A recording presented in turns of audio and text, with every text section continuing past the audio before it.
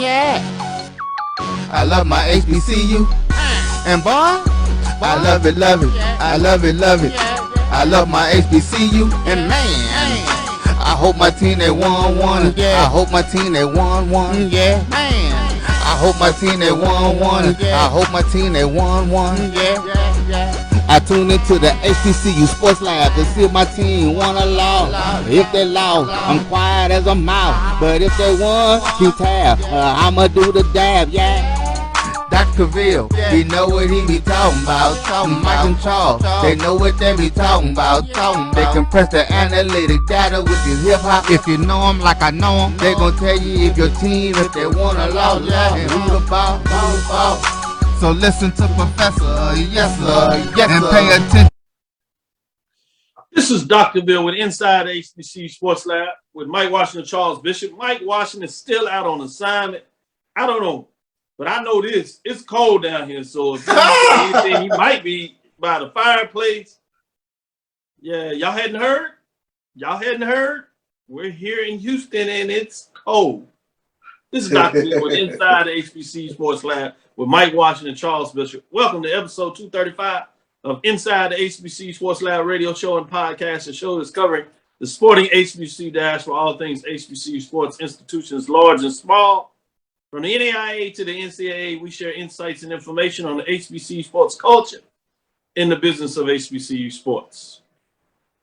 We look at the HBCU athletic aesthetics to facilitate this story of HB athletic programs and the business of HBCU sports, as we say. I'm your host, Dr. Kenyatta Cavil, along with my co-host, Mike Washington, Charles Bishop. Charles Bishop is hanging in there with his Jackson State. I had a little TSU. It's cold, but I'm just messing with y'all. It's cold, Doc. So I'll take it off a little bit. But I do have my big Ben L. Cavil Senior HBCU Football Award. Y'all seen this a little while as we give out the award to the best player that is connected with the state of Texas. That is either an individual that is born in the state of Texas and plays for HBCU, or an individual that played high school football in the state of Texas and plays for HBCU. Or you can be from outside of the state of Texas but play for one of the HBCUs in the state of Texas. Those are the three frameworks of how you can qualify for the award. So over the next couple of weeks, we'll tease that out a little bit, but I thought I'd give you a nice little teaser. The Big Ben Awards is not back. Obviously, the last couple of years with COVID, we have not been able to do an in-person reception, and we're still not able to do that. But we are going to continue the legacy and give out the award. A lot of deserving candidates. We'll see what that looks like as we move forward. But with that being said, we're filming from our home studio and sending a signal live to KSWH 1230 AM studios with the Texas Radio Hall of Famer Ralph Cooper in the beautiful home of Texas Southern University from Houston, Texas. With that being said, let me go straight to Professor Bishop on this nice frigid evening in Houston, Texas, as the weather unfortunately continues to deteriorate. So hopefully we're able to get through the show seriously in terms of the weather with electricity. We saw what happened last time. The governor of the state and all the other officials couldn't get it right. So I guess they'll get another chance to see if they had any improvement. But well, hopefully this time we don't have any officials fly out to Cancun during our time of, winter inclement weather. So we'll see. That remains to be seen. That's a good point. That is a good point. Very good. With that, how are you doing? Doing well, Dr. Bill. Missed this past Tuesday, but had a unique opportunity to spend some time up at Country Prime, Coach Prime's residence, and we got some tremendous segments that'll be dropping on the pregame show YouTube page this upcoming week, where we really sat down and talked about all things Jackson State in terms of where the program is and the recruiting and just Coach Prime philosophizing on all things HBCU. So looking forward to putting that information out. I wish that was really insightful. And a lot of times when you get to go and get somebody really in their comfort zone, because my understanding, you was on the ranch basically, right? Yes, indeed. So, that is truly his habitat, his space of freedom and space. And he's already an open book. But I imagine when you get somebody comfortable feeling at home, that you really can get into a lot of information and get people's deeper thoughts on life and just their perspective of things. So it'll be fascinating to see what y'all are able to bring to the table. Oh, no doubt. Definitely opened up this home to us and showed us around. It was a phenomenal look-see. And like I said, we're looking forward to putting that information out there on the Pregame Show's YouTube page so that you can really get the inside or the behind the curtain look at Coach Prime and Country Prime and really get a good look-see in terms of what he's thinking in regards to this 2022 football season coming up. Well, I know we don't want to spoil it because that's what we do. We call it the tease in the business. Sure. But if you can, share with us at least, if not the whole thing, a tidbit of probably what was your biggest moment of surprise or your aha moment or something that really made you kind of sit back and be like, wow, I didn't really realize that. I think it is not so much an aha moment, but Coach Prime, he is really a keen and savvy businessman, and he is very adept at looking at the total landscape of HBCU football, and it's not so much surprise, but very much a situation where he looks at the totality of it and how things can get even better. And his business acumen is off the charts in terms of how he sees things, not only for Jackson State, but sees things for HBCU football. And I kind of joked with him a little bit. I said, you really have the mindset of an athletic director in terms of the way you look at things and how things can be monetized even better. So, it was a very insightful look in terms of Coach Prime and not just Jackson State football, but HBCU football as a whole. I want to know a lot of ways. That's why the VP of Athletics at Jackson State, Ashley Robinson, why they really have such a unique relationship between a coach and the athletic director, because there's really a true exchange of ideas in terms of the nexus, if you would. Yeah. And as I told you, I really like the group that we have in the SWAC, particularly what I refer to those young guns. Yeah. Come out of that framework where they are connected in a lot of ways with HBCU, so they uniquely know the history, but they also have seen a lot of things. They're not necessarily stuck in their ways because they have that younger mindset, and so they're hungry a lot of things. And even for our commissioner, who, in some ways people would consider, an elder statesman, but that's because he came into business so young as an athletic director, then a VP of athletics from Prairie View and Texas Southern University. He still operates on a cutting edge, and compared to a lot of commissioners, he is still relatively young. And so it's fascinating in terms of how all that is colliding and putting in this current position where we see with athletics. So I say all that to kind of bring you, and you can chop that up a little bit, but I bring that to probably what's on a lot of people's minds as they're dropping the temperature. You got folks saying there in Chicago, 20 degrees, Columbus, Ohio, 24. Ooh, bless your heart. 33 degrees in Cypress, Texas. So amazingly, we're not too far away from these places that we usually cringe and talk about, ooh, how do y'all do that? Now we're going to try to for a couple of days. But there was a freeze just the other day with the announcement with Jackson State sending a letter to Fred, the director, founder, if you would, in terms of promoting the Southern Heritage Classic, about Jackson State moving out of that, which is a different philosophy in terms of how you see HBCU classics.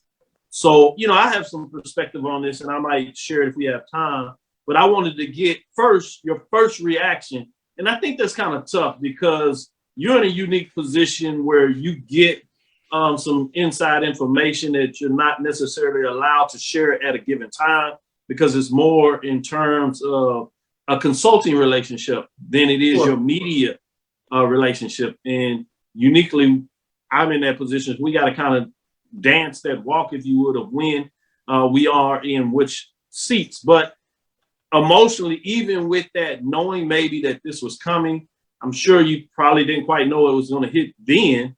But even if you did, when you hear it, what is your first reaction when you hear that? First reaction is a little bit of sadness, to be very honest with you, because this game was very much a part of your high school years and college years growing up. I often joke in regards to Jackson State football, we normally have not just our regular homecoming, but we have in effect 3 homecomings. And the Southern Heritage Classic is homecoming September. We have a regular homecoming in October, and then the last homecoming is the All-Point game.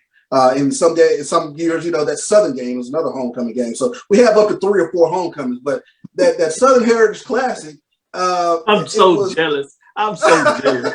3 or 4 homecomings. Yeah, no. That one homecoming was like off the chain, so I can only imagine 3, 4. I'm not sure if I could take enough Bayard aspirin to get 2, 3, or 4 homecomings. Well, and that's kind of what it is, because that was part of my, you know, my high school and college years in terms of going to the Southern Heritage Classic, and it became very much a staple game that you went to. Of course, Jackson is full of Tennessee State alums, so it was always this great back and forth throughout the city during the course of the year, and you meet up in Memphis. So it's tough. And then a unique perspective, I think, it was talking to some of my classmates that live in Memphis. When you talk about that game being a staple up there, profound sadness from them, not just that the game potentially is gone, but for the city of Memphis as a whole, because the city of Memphis does not, you know, have an HBCU football team, so to speak. I know Lemoyne Owen and Lane are both up there, but for a lot of it, big time HBCU football was this Southern Heritage football game with Jackson State and Tennessee State. So you had a lot of resonance, you know, much like here with Texas and Texas A&M, you pick, you know, who your team was. So, you know, just talking to a few classmates, you know, it was not just they grew up on it, but their kids grew up on getting their first taste of HBCU football or HBCU athletics with this Jackson State, Tennessee State game. So it's tough. It's tough. I understand the rationale, but it's truly, you know, looking at kind of the end of an era with regards to the importance of that Southern Heritage Classic. Yeah, great point. Great points you share there, and I'm glad that you shared that perspective. But as we always tell everybody, and as we get in the show, we talk about this is the business of sport, and this is the life we've chosen when you talk about being the athletic director, VP of athletics, or even in the business of being a promoter. Some of the things that were intriguing to me is the fact that 2 of the individuals in leadership roles with the institutions in terms of SWAC Commissioner, Dr. Charles McCullen, as well as Ashley Robinson, VP of Athletics, actually had previous experience with big time classics in their role as athletic directors at Prairie View A&M University.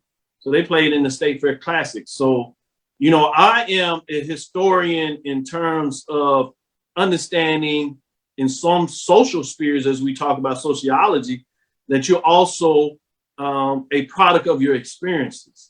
So I'm always curious in terms of what experience played the role in them making the decision the way they made it, specifically, obviously, Robinson, but the tie-in, obviously, in terms of the commissioner and, according to the letter that went out, the connection with SWAC making moves that put this game in peril to some degree in terms of a conference alignment and expansion.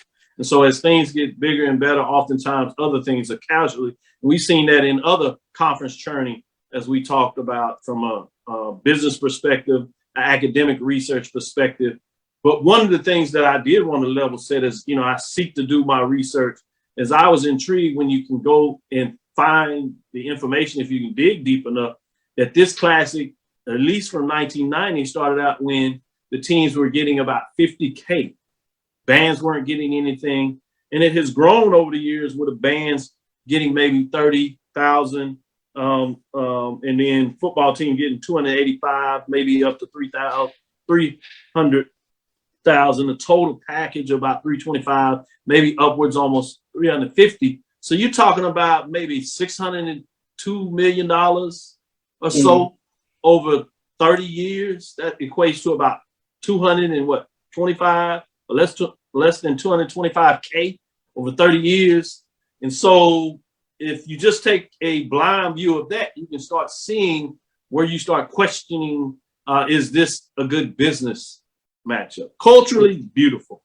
In terms of Tennessee fans, Memphis fans, as you said, that are connected in that city, obviously makes all in the sense that they're going to be distraught about losing it, even some Jackson fans that love the ability to travel and plan that out, almost as you said, as a homecoming travel event, you can certainly understand that. But if you strip all that away and you have to look at this from a business perspective, it starts to open your eyes. And then you wonder why somebody like Fred, the promoter, wouldn't necessarily look to increase the payout instead of putting themselves in jeopardy of losing.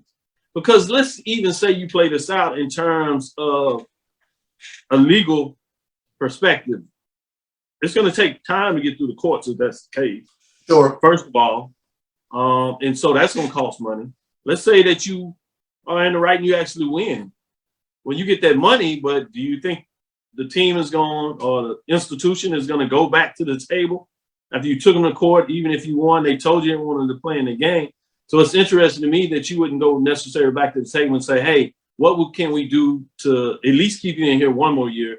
If not, keep you in here for a substantial time. What financially is it going to take? And then you go back to your books to see, what you have to do to see about continue to move forward and turn a profit. Because if you look at what this game makes, you have to believe that there still is room to increase the payout. So those are some of the things that first came to mind with me when you break that down, when you talk about these numbers and the ability to negotiate that space. And again, this is me as a consultant, peer outside, not necessarily looking to take sides, but as people know me as the professor of sports studies, looking at sports management, literally Texas Southern University, the business, where we have a BS in sport management, an MS in sports studies and sports leadership, where I do my research, and particularly looking at HBCU leadership, HBCU business, in terms of strategy and things of those nature. These are some of the first things that came to my mind. And obviously now we are the first HBCU to offer a concentration at the doctoral level in sports education. So excited about those things. But I say all that to make sure that people are grounded as I look at the cultural nuances as we talk about, as I even claimed or created a term where we talk about the sports, HBCU sports culture, or the sporting HBCU diaspora, which even brings it to a different, bigger spheres. But those are some things that really came to mind with me. With that being said, let's get into our first break. We'll be back and we'll get into some of the action and maybe pick up some of people's thoughts and give some shout outs to our listeners that come in here and celebrate us. Stay warm, stay safe, and we'll be right back after this first break. Supermarket sushi, really? No. Wait, Troy, you work here? I'm never not working. Like Head & Shoulders Scalp Shield technology, up to 100% dandruff protection, even between washes. Never not working, huh? Oh, Troy, you're such a good teacher. Yeah, I know. Never not working. Never not working. Never ever not working. Are you serious? Never not working. Dandruff protection that's never not working. Head & Shoulders Scalp Shield technology. From novice to aficionado, find yourself here. High quality cigars plus personal customer service. Slow Burn is Waco's only mobile cigar lounge, featuring a meticulous, curated collection of premium cigars. Visit our website, www.slowburnwaco.com. That's www.slowburnwaco.com. Are you hungry for authentic Caribbean food like jerk chicken, oxtail, red snapper, shrimp, tofu, and rasta pasta? Well, find your way over to Mango's Caribbean Restaurant, 180 Auburn Avenue, right next to Royal Peacock in downtown Atlanta. Them belly full, but we hungry. Mango's Caribbean Restaurant, open daily from 11 a.m. to 10 p.m. And on Friday and Saturday, we're open till 4 a.m. Come to Mango's and put some spice in your life. Oh, we've got a good thing going. Mango's Caribbean Restaurant, 180 Auburn Avenue, right next to Royal Peacock in downtown Atlanta. For more info or directions, call 404-698-3992 or log on to mangoscaribbeanrestaurant.com. For instant coupons, text MANGOS to 313131. Tell your mama hungry, papa hungry, brother hungry. Mango's Caribbean Restaurant, authentic Caribbean cuisines. Open up the door, tell your mama hungry. For 200 years, Montgomery, Alabama has been making history by people who had the courage to stand up for change. Today, this riverfront city has been reborn, embracing the past and looking forward to the future. From the National Memorial for Peace and Justice to the stage of the Alabama Shakespeare Festival, this is where history was and is made. We are proud to call Montgomery home, and together, we can be the change. It's NBA TV, and baby, the swag is back. The Lady Rattlers and the Lady Tigers start the show. Then the champ is here. Last season, TSU's men captured the swag title, but FAMU anxiously awaits their arrival. Coverage begins Saturday at 1:30 p.m. Eastern on NBA TV. Charmin Ultra Soft has so much cushiony softness, it's hard for your family to remember. They can use less. Sweet pillows of softness. This is soft. Holy Charmin. Oh, excuse me. Roll it back, everybody. Sorry. Charmin Ultra Soft is so cushiony soft, you'll want more. But it's so absorbent, you can use less. So it's always worth it. Now, what did we learn about using less? You gotta roll it back, everybody. We all go. Why not enjoy the go with Charmin? From novice to aficionado, find yourself here. High quality cigars plus personal customer service with Slow Burn. Visit our website, www.slowburnwaco.com. Slow Burn is Waco's only mobile cigar lounge featuring a meticulous, curated collection of premium cigars. It's more than a mobile lounge. It's an environment and an experience rich in history, luxury, and personality. An elegant extension of any celebration occasion. It's the perfect escape and meeting place, a space where you can relax or enjoy a shared passion. Have Slow Burn plan your next big event, or before you are planning to celebrate your win over your athletic rival, you can shop our collections at www.slowburnwaco.com. But if they press the analytic data with the hip hop, if you know them like I know them, they gon' tell you if your team, if they wanna loud and who the ball. So listen to Professor, yes sir, and pay attention, cause he gon' teach a lesson. This is Dr. Cavil with Inside the HBCU Sports Lab with Mike Washington and Charles Bishop. I told you Mike Washington is on assignment, or he's just in front of a log fire. I'm not sure. Sometimes some of us can get it done, and he's the main one that tells you, as a military guy, it's not cold, it's all in your head. But when it comes to doing the show, he done froze it out. He talking about these alphas and stuff. I don't understand it. I guess he is real cold, real cold. But we got the next best thing. We got Professor Gaither, visiting professor, adjunct professor is in the building, big time writer with HBCU Gameday, founder. For all you all that may not know by now, you probably been asleep on a log for real. If you didn't realize that, as he breaks all kinds of news, gives you insight that you just don't quite get anywhere else. So we got him in the building. I wanted to give a chance to give a little love. CIAA, the grandfather of them all, grandmother, whichever direction you want to talk about it, the big boy conference over there that started it all, at least in terms of the founding date, right? Going all the way back 1912, as you would have it. Give us some updates on the CIAA. What are some of the hot teams over there that we should be keeping our eyes on? Then I'm going to come back and maybe ask for some midterm grades. You know, it is midterms. Yeah, definitely. It is first of all, thanks for having me on, Dak. It is an interesting year for the CIAA, just like the SIAC. Well, I'm sorry, actually, most SIAC teams did play a couple games last year, but for the CIAA, there was no basketball at all. So, getting back to the business of their bread and butter, and it's been an interesting year so far. If you would have asked me 2 weeks ago, I did the D1 power rankings. I didn't do D2, but I would have put Virginia Union #1 overall. And if as it says today, I couldn't tell you who #1 is right now, clearly, definitively. Virginia Union is still doing their thing. I think they've still got the best overall record. But they've suffered some losses, and Fayetteville State in the Southern Division is really hot right now. But it's actually a 3-team race in the Southern Division right now. So a lot to still be determined as we are now 3 weeks away from the start of the CIAA. Well, 3 weeks from now, we'll be in Baltimore for the CIAA tournament. So a lot of exciting ball to go. A lot of great teams, a lot of parity in the league, and it's led to a lot of spectacular finishes. Yeah, I love that. I mean, in terms of pure entertainment, you may get your Jones off in terms of the quality of play or whatever. But when you go to a game and we talk about the entertainment part of sports, one of the best things that just draws you if the game is close, no matter what level of play it's at. If you can get that, it's hard to beat that. So that's kind of on the men's side. What about the women's side? Well, on the women's side, I mean, it's a lot of the same thing. You know, Virginia Union has been the big bully for the last half decade or so.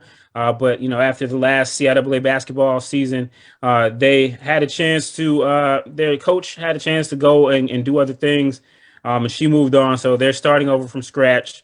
Lincoln University looked like the front runner, and most nights they have been the best team in the CIAA. But every now and then they'll have some they'll have a slip up there. And Johnson C. Smith down in the South, Coach Steven Gaither Jr. and his young ladies are doing an excellent job. And so it's a lot of parity in the league. You know, a lot of very much to the end, down to the wire. So. Usually if that takes place by the time you get to the tournament, that can lead to some of those exciting games, exciting finishes that'll keep you up late at night to see how things are going. One finish that was not close last night, though, and I think we got to touch on, I don't know if you did, but Johnson C. Smith, our friends over in Charlotte, they struggled in the football season, putting points together, and they struggled mightily last night. They lost 85-28 to Virginia Union. Oh boy, Virginia Union is serious about that. They like either you gonna come to play or we gonna take you home. Yeah, so, great point when you put that on the table. Yeah. So with that being said, let me ask you about your grades because I'm gonna get Charles in on this thing. I want to ask, since I dabbed you the adjunct professor in the building today, we're gonna take you to task and put pen to paper. What are your grades? You talk to some of the better teams. Who would you assign an A? Who gets the B? Then, unfortunately, there's some folks that just ain't ready. Who gets the F? So, break down some grades. All right, it's a curve. So let's start in the North. I would give. He said it's a curve. Yeah. So starting in North, Virginia Union, I would give them a solid B or B plus. They had a really great start. They lost some games, came back and won.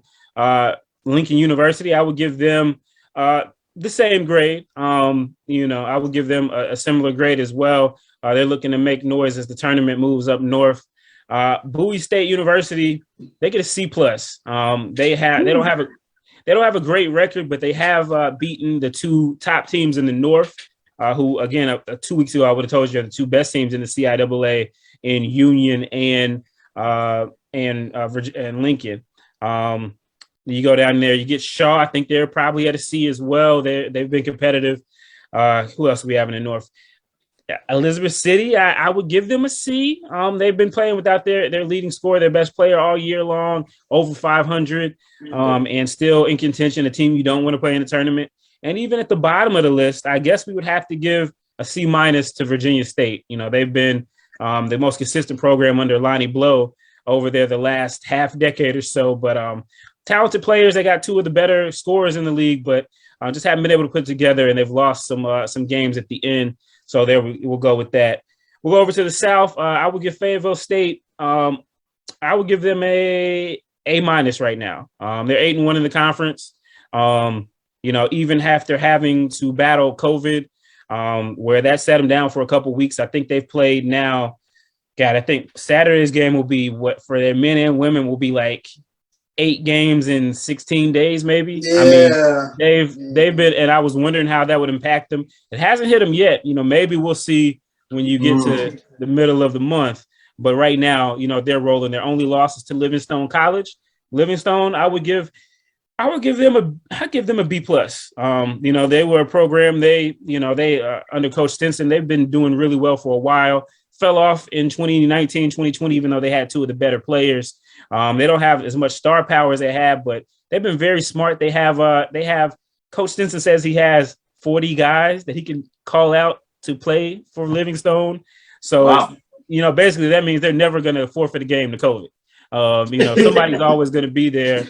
Hey, they're never going to. Hey, you got to do what you got to do. Exactly. And right now, it's been time to make up those forfeits, but you get in the last 2 weeks, it's not really time to make up that stuff. So, strategy there. Winston-Salem State, I give them a B. They're the defending champs. Only got 4 players from that previous team coming back, but they're right in the thick of it. They're second, and one of those teams tied in the South Division. So I give them a solid B. After that, that's where the drop-off starts to occur.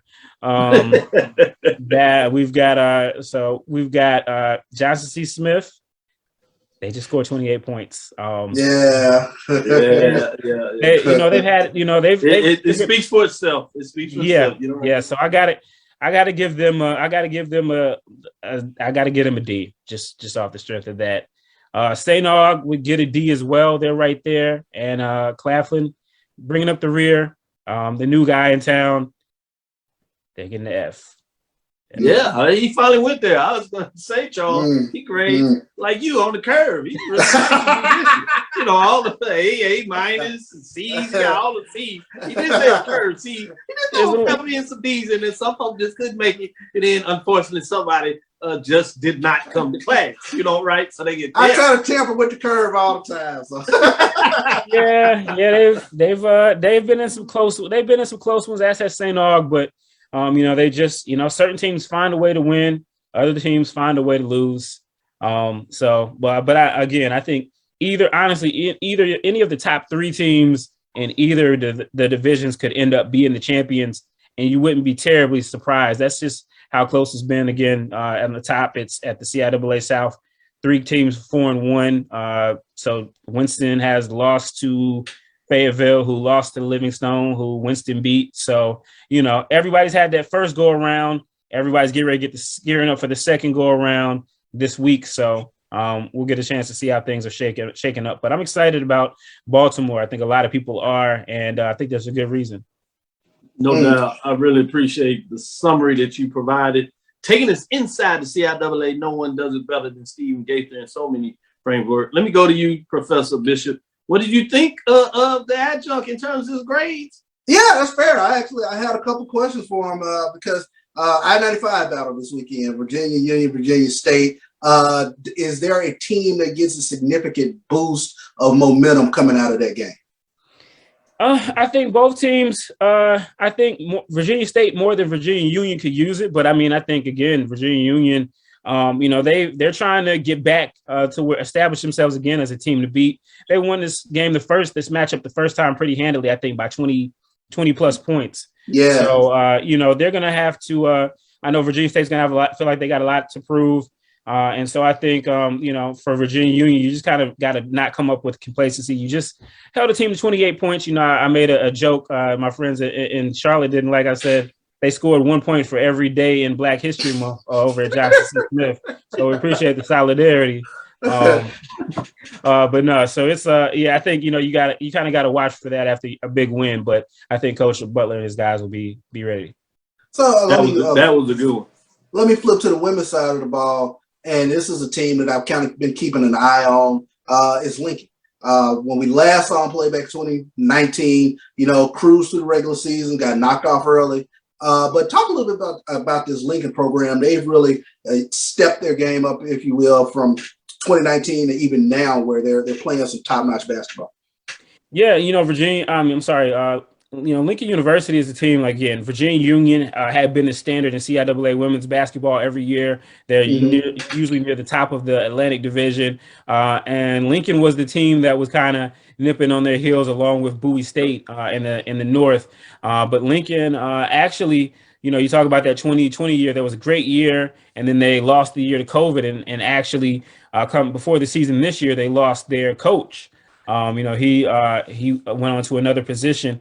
And so it's been a next man up. So a lot of the players there are still the same, a lot of the same system in there. And so they've been able to be successful, even though I would say, but even then they've had a couple of losses that, lead you to believe that, they're not quite the dominant. Every night pretty much you're gonna have to come play in the CIAA, and I think both instances are examples of that. As we go into a tournament in Baltimore. Sure. That'll do it. Professor Gaither giving you a breakdown of CIAA. Oh, and let me give a shout out before we go to this break. People don't realize, people think I break down all this information. One of my plugs, let me just say this. I get all this little side tidbit, these numbers. Like, oh, yeah, feed me. So just so y'all know, that's him right there. Yeah, he lets y'all on a lot of business, but some things he just can't put out there yet, and I get the plug. So I just want to say thank you, Steve Gaither. So all this stuff I'm breaking down, thank this guy right here for making sure that I have some of that accurate information that allows me to do the business side of this as I do. So let's get into our break, and thank Gaither for giving us some time. From HBCU Gameday, continue. If you're not, you got to be one of the few people out there that don't go over there regularly to check out all this stuff, as they just are taking over the space of HBCU Gameday, giving it, of HBCU Sports, and giving you all the news you can use. With that, let's go into our break so we can get into the second half of the show. We'll be right back after this break. Oh. That spin class was brutal. Well, you can try using the Buick's massaging seat. Ooh, yeah, that's nice. Can I use Apple CarPlay to put some music on? Sure, it's wireless. Pick something we all like. Okay, hold on. What's your Buick's Wi-Fi password? Buick Envision 2021. Oh, you should pick something stronger. That's really predictable. That's a really tight spot. Don't worry, I used to hate parallel parking. Me too. Hey. Really outdid yourself. Yes, we did. The all-new Buick Envision, an SUV built around you, all of you. Since 2002, Empowerment Resources, Inc., a nonprofit organization, has empowered more than 1,500 youth and adults in Duval and surrounding counties through its programs Journey into Womanhood, Girls Mentoring, Life Skills for Teens, and Parenting Education Coaching. To get involved with programs, volunteer, or donate, visit www.empowermentresourcesinc.org. Follow us on social media, facebook.com/empowerment.resources and instagram.com/empowermentjax. It's NBA TV, and baby, the swag is back. The Lady Rattlers and the Lady Tigers start the show. Then the champ is here. Last season, TSU's men captured the swag title, but FAMU anxiously awaits their arrival. Coverage begins Saturday at 1:30 p.m. Eastern on NBA TV. Press the analytic data with your hip hop. If you know them like I know them, they gon' tell you if your team, if they wanna lose, and who the ball. So listen to Professor, yes sir, and pay attention, cause he gonna teach a lesson. This is Dr. Cavil with Inside the HBCU Sports Lab, back with Charles Bishop, Professor Bishop. Let's get into some more midterm grades. We're gonna take it to the Division I level. Let's get into the Big South and OVC, the independent programs. As we do that, let me give a shout out to some of our listeners out there checking us out. Michael Ford, Michael Wade. We got G. Boom Holly. Michael Ford was the one that's telling us about 20 degrees in Chicago. G. Boom Holly, you remember those days? Well, it looks like we didn't give you some of that here in Houston. Keith Martin says, thank you, Doc. Financial insight on the Southern Heritage Classic. JSU was being paid peanuts for $21 million economic impact for Memphis. Yeah, that could be said. Great point. TSU needs to evaluate very diligently whether they should join the SWAC. OVC is not progressing at this time. Another good point. A lot of people feel that way. Even some in Tennessee OVC. Great overview. I must say that some do not, though. Great overview, Doc. Fred has to cut the check to get D back. Ooh, and that is THEED back. Great point. Well, I guess TSU will never join the SWAC. Yeah, many people didn't think they were coming anyway. Some people said the door was probably closed. In terms of the numbers, just in terms of that perspective of the number of pieces of pie. The door was open when FAMU came. I've told everybody about that in terms of the back room. The commissioner had approval from the SWAC presidents and chancellors to get to a 12 team. And they had basically approved him to go after Bethune-Cookman or Tennessee State, at least those two schools. So there were information put out there in terms of what that is. But yeah, based on what President Glover sounds like, that she's not too worse for the wear. I would say this about this in terms of all due respect to the president. it's intriguing she used the word partnership, but then she talked everything about Tennessee and Memphis in terms of that relationship. When I see partnerships, I think it's mutual. I didn't hear anything about, and this is me coming from a professor, anything about the partnership academically. These are both R2 schools, Tennessee State and Jackson State, on the research, no research partnerships, no MOU in terms of degree programs between the two institutions, no partnerships between other sports on a regular basis. So I'm not sure if I really see a partnership regardless. So to your point, Lonnie Shaw, probably not. Chuck Hunt says, Kay Johnson, I wanted to get shout out. Karen Griffin, Jimmy L. Wilson is in the house. Tell Charles Bishop to shave. I like it, man. It's winter, man. Willie Allen Hines, Fred Whitty says another Ram in the house, no doubt. You know we take care of them Rams.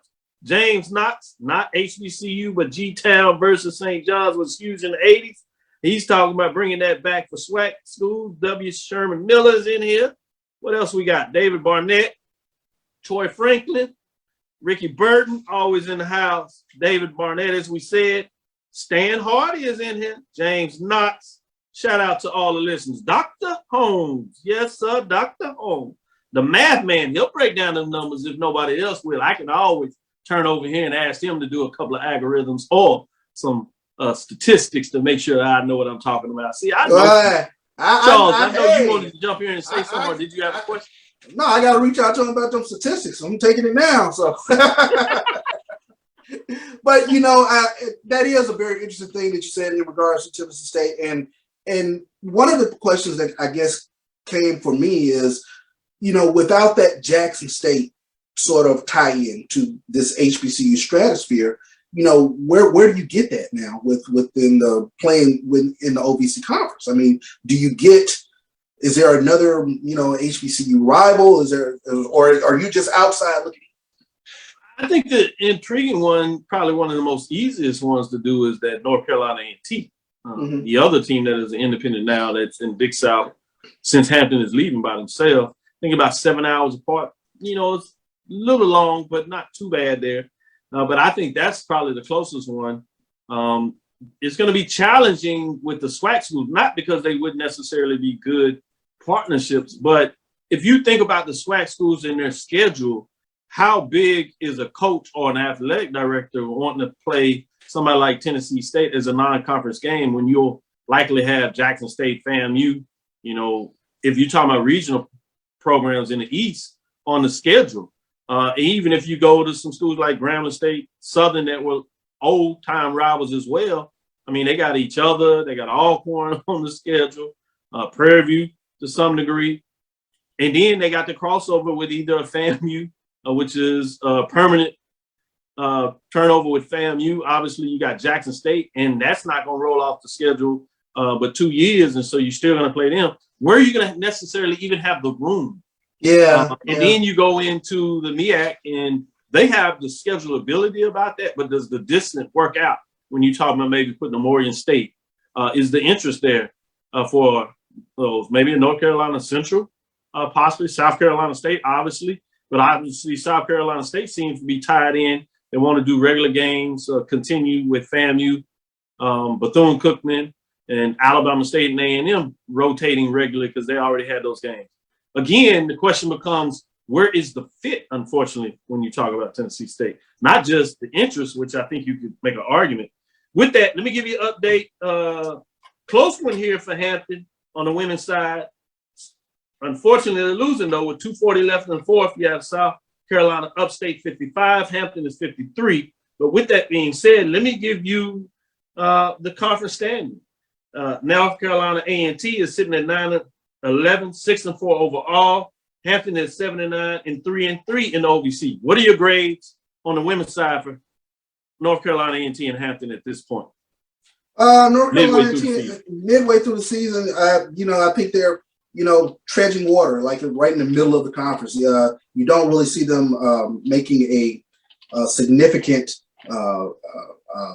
headway getting toward the front of the conference because you're talking about Campbell and Longwood, both teams that are both 9-2 in conference play. My grade thus far, they're above 500, at least North Carolina A&T.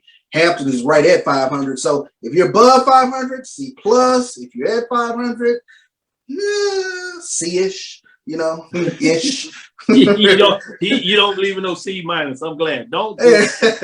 It Right. doesn't count towards degree. So either you're gonna give them a C or give them a D. Don't do the C minus. That you tease them, make them feel they close when they really weren't close. So with that being said, maybe it's a D actually for Tennessee. Yeah, it's probably more 500. C. I'll give it to you. OVC not looking good tonight for Tennessee State. At Belmont, they're hosting them, but it is 56-27, 4:14 left in the third quarter. But in terms of the standings, season-wise, 11-10 overall, winning record. 6-4 in the conference race. Started out hot, kind of slid, but picked it up. A tough one today. What do you say about Tennessee State? 6-4 in conference record. They're 2.5 games behind Tennessee Tech.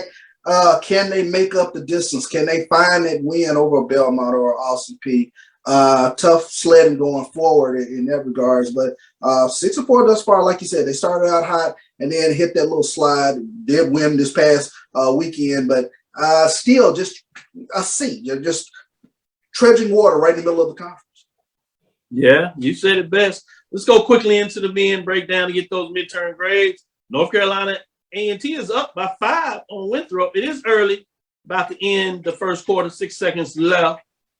Is the game being played today. But in terms of the standings, both of them in what they call the Big South Northern Division. You have North Carolina A&T 9-13, 4-4 over the season.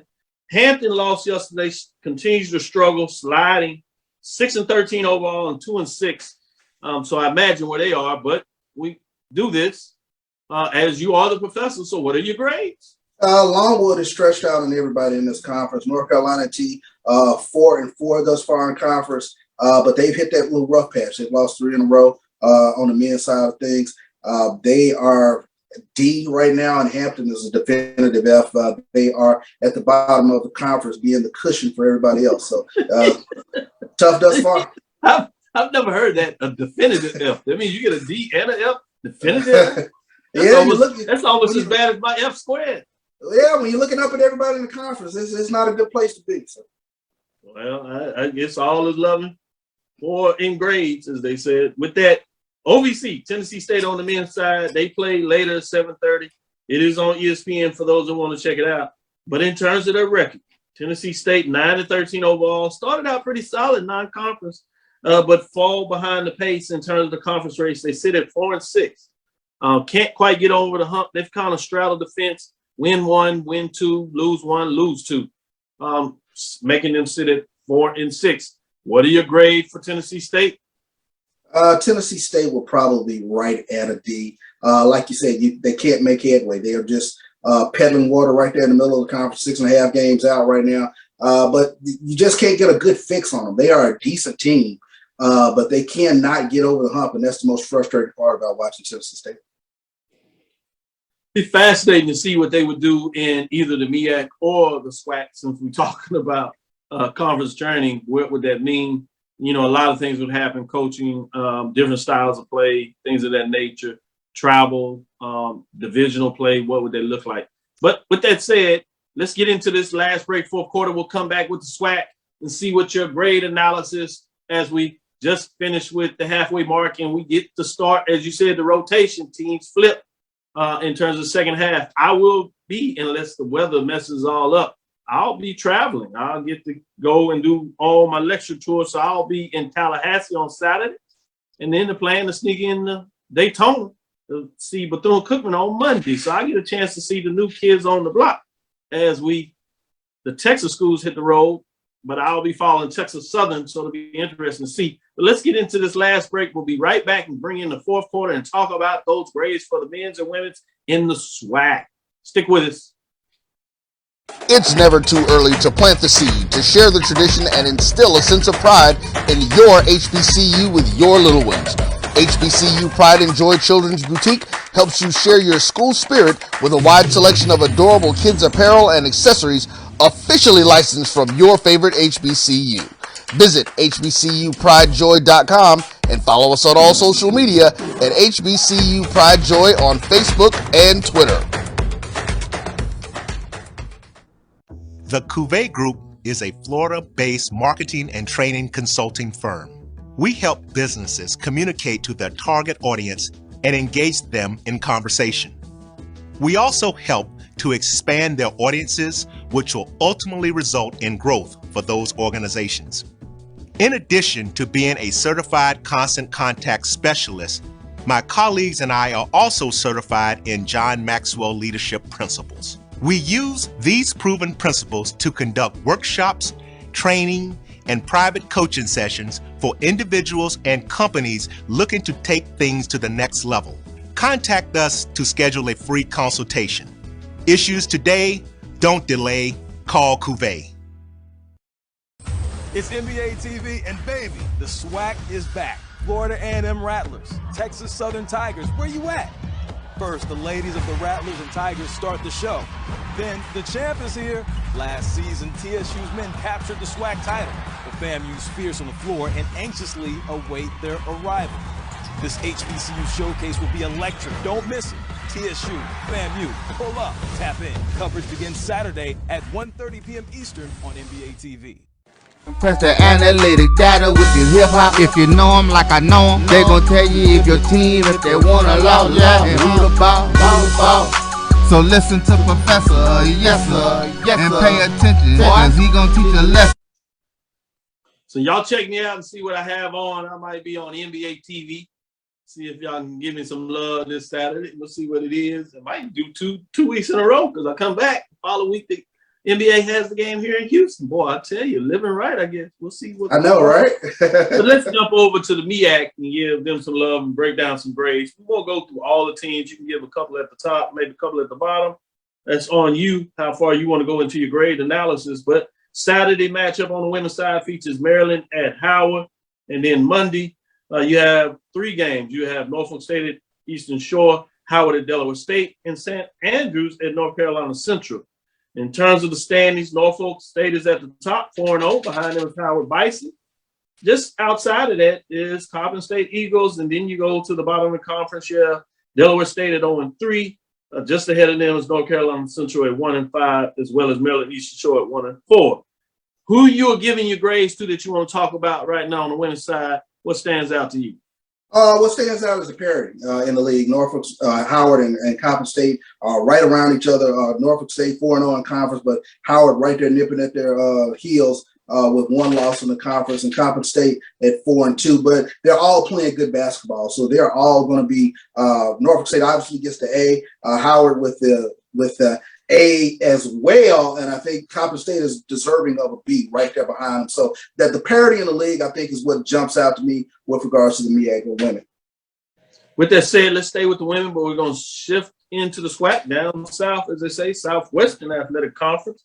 Nice slate of games on Saturday. You got all 12 teams, meaning you'll get 6 games getting it in this Saturday. Alabama State at Grambling, Prairie View at Bethune-Cookman, Texas Southern at FAMU, as I said, Jackson State at Mississippi Valley, Alcorn State at Pine Bluff, Alabama A&M at Southern, and obviously that flips on Monday, meaning you have Prairie View at FAMU, Alabama State at Southern, Texas Southern at Bethune-Cookman, Jackson at Pine Bluff, Alcorn at Valley, Alabama A&M at Grambling.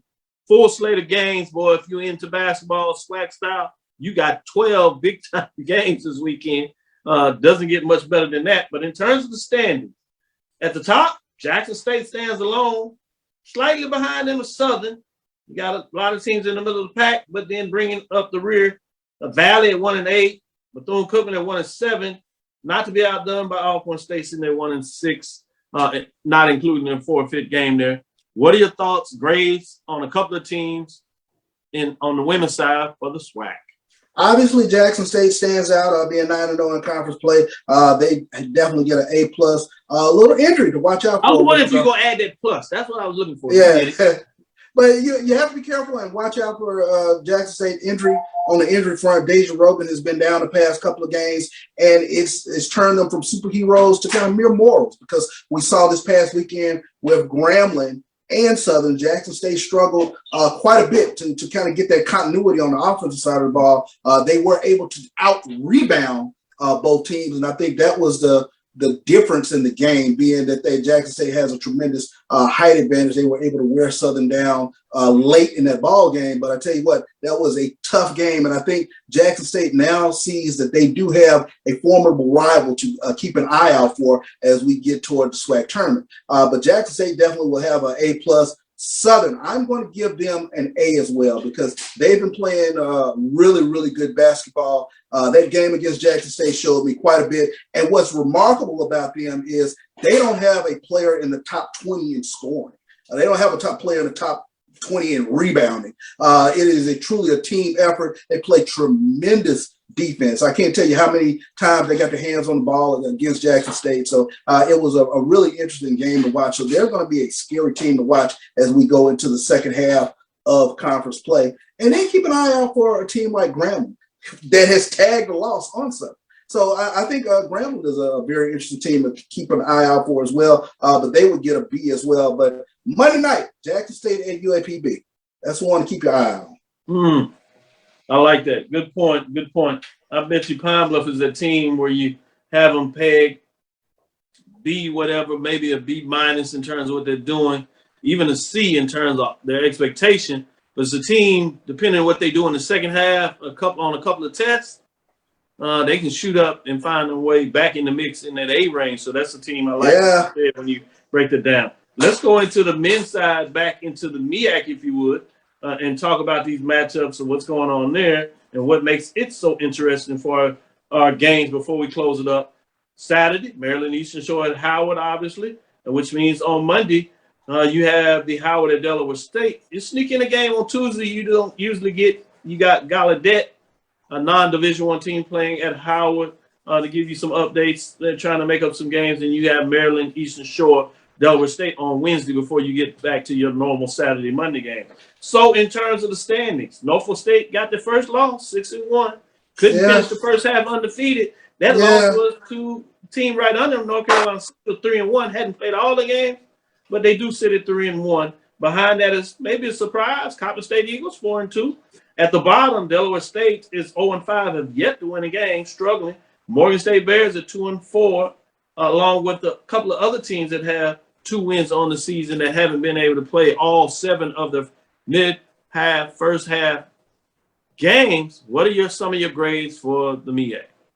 Norfolk State was on the cusp of getting that A+ until that loss this past weekend. So that dropped into the A-. Didn't do well on that quiz. Didn't do well on that quiz. I almost beat plushes, but I think the parity in the league is what I kind of take a look at because I can't get a fix on the MEAC because you literally can have from one to the bottom where you can have a shakeup. I think those teams are that good, and the gulf from the top to the bottom is very small. So I think it's a B and C league when you take a look at North Carolina Central, Coppin State, South Carolina State. We've all seen them play good ball during the course of the season. So North Carolina Central B, Coppin State B, South Carolina State probably a C, Howard C+.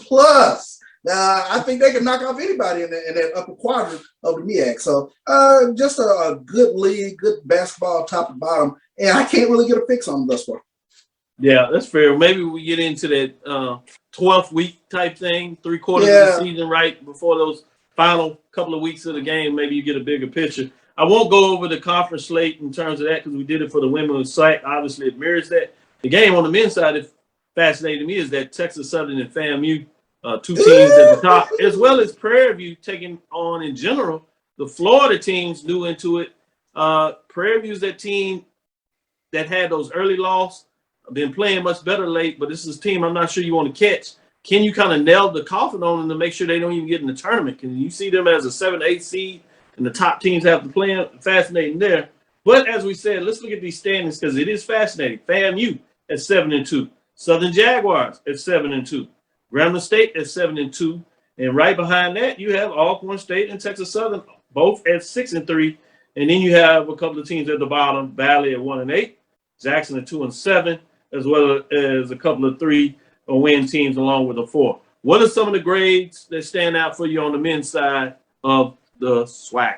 Florida A&M definitely gets an A. MJ Randolph leading scorer in the league, but I think the dogfight in the SWAC is over there in the West because any of those teams can knock you off on any night. When you take a look at the bottom team, one of the bottom teams in the league, Prairie View, they can knock off anybody. So when you start taking a look at the grades, I think Florida A&M has an A. Southern definitely has an A. Grambling, B pluses. Alcorn, solid B. Texas Southern, solid B. But those B teams are those teams that I think can knock off on any given night. And the A team, that being Florida A&M or Southern. So it's the dogfight over there is in the SWAC West. When you take a look at Southern, Grambling, Alcorn, Texas Southern, and Prairie View, we'll see what UAPB can do in the second half of the conference slate. But those 1, 2, 3, 4, 5 teams are scary to deal with. Yeah, great point you make on all that. It's fascinating. Obviously, basketball, they do look at a total conference. You do have to split it because you don't have everybody playing everybody home and away. So you do have a de facto SWAC division. If you go back to football, obviously all the power, at least at the end of the season, was in the East. But at least at the halfway mark, looks like most of the power in basketball would be in the proverbial West if you lined it up in that configuration. So it'll be fascinating to see. This is the first test where you get to see some of those top teams in the West, at least by record or standard, over the last couple of years, gets to go see FAMU that stands atop, quote unquote, the Eastern Division. So it'll be fascinating again to see what that matches up. We'll be able to tell you what it looked like, and I can tell you in person next Tuesday. So we want to close it out. Thank you for listening to Inside the HBCU Sports Lab. Make sure you share our podcast with your friends and colleagues. I am Dr. Kenyatta Cavil, the Dean of HBCU Sports, coming from inside the lab in the College of HBCU Sports with Mike Washington and Charles Bishop. With our guests, I'd like to say thanks for Steven Gaither of HBCU Gameday giving us some time to give us a breakdown on CIAA. This past Tuesday, obviously, we had AD Drew speaking about the SIAC and a little bit about the GCAC and some of the NIA programs, giving us to make sure you get the total picture of your HBCU programs. And then obviously Professor Bishop giving out his grades. Man, do not take his class. It is hard. Again, we want to thank you for listening to Dr. Cavill's Inside the HBCU Sports Lab with Mike Washington and Charles Bishop every Tuesday and Thursday at 6 o'clock Central Standard Time. What they say, you're firm but fair. I will say that, Professor Bishop, you are fair. We look forward to next week as we discuss the latest in the lab. Follow me, Dr. Kenyatta Cavil, on Twitter, Facebook, and Instagram. That's DrKenyattaCavil. Again, that's DrKenyattaCavil. Inside the HBCU Sports Lab 1 on Twitter. That's Facebook and YouTube at Inside the HBCU Sports Lab. Dream big and continue to move forward.